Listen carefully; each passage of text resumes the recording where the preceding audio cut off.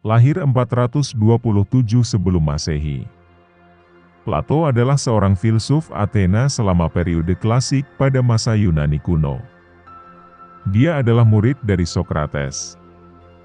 Baginya, logika telah jadi bagian penting dalam kehidupan, dan ia telah berhasil memengaruhi sejarah pemikiran di muka bumi. Plato memiliki nama asli, Aristokles. Karena memiliki bahu lebar dan tubuh atletis, dia dijuluki dataran tinggi, Plato, Yunani yang berarti memiliki dada yang lebar. Pada 399 sebelum Masehi, setelah Socrates dihukum mati, Plato meninggalkan Athena.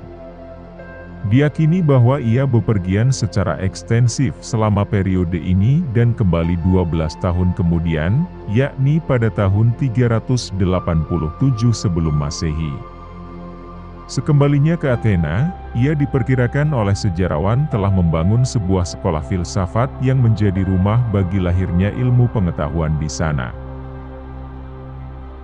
Berikut kutipan Plato tentang kehidupan yang inspiratif dan penuh makna.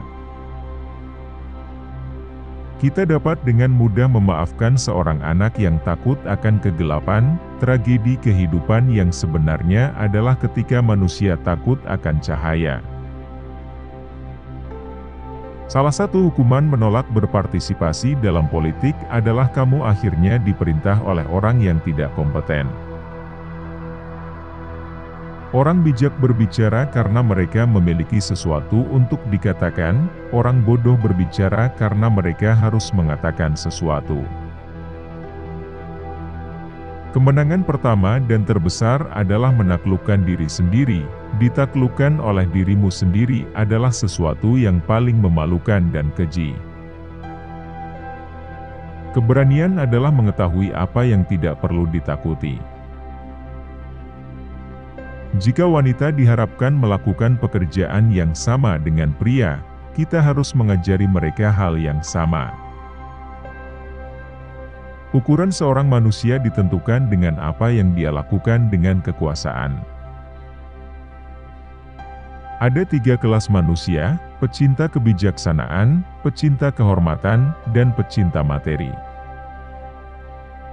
Perilaku manusia mengalir dari 3 sumber utama: keinginan, emosi, dan pengetahuan. Kita seperti dipersenjatai 2 kali jika kita bertarung dengan keyakinan.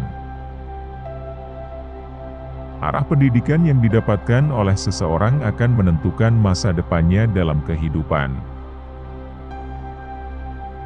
Dia yang bukan hamba yang baik tidak akan menjadi tuan yang baik. Bagi semua orang, menaklukkan dirinya sendiri adalah yang pertama dan termulia dari semua kemenangan.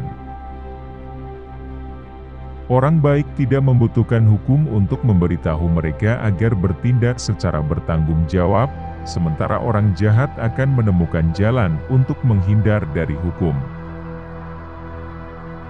Seorang manusia yang mengabaikan pendidikan akan berjalan lumpuh sampai akhir hidupnya.